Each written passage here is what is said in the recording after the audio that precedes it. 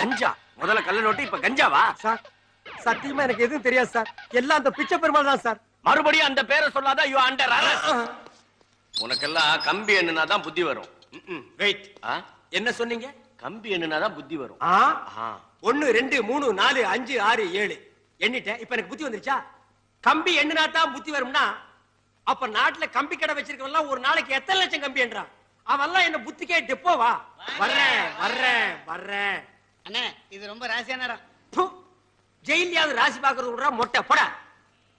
அண்ணே இங்க ஒரு வாட்டி வந்தா ரெண்டாவது வாட்டி வந்தே தீரணும்னே. ஏன் ஜெயில் கதவுல காந்த தொட்டி இழுக்கிறாங்களா? அது இல்லங்கண்ணே, 2 வாட்டி வந்ததுக்கே நீங்க இப்படி ஃபீல் பண்றீங்களே. நாங்க எத்தனை வாட்டி வந்திருக்கேன் தெரியுமா? நீ எத்தனை வாட்டி? நான் 5 வாட்டி. நான் 7 வாட்டி. நான் 9 வாட்டி. 18 வாட்டி. நிறுத்துங்கடா. இது என்ன சபரிமலை ஐயப்பன் கோயிலாடா?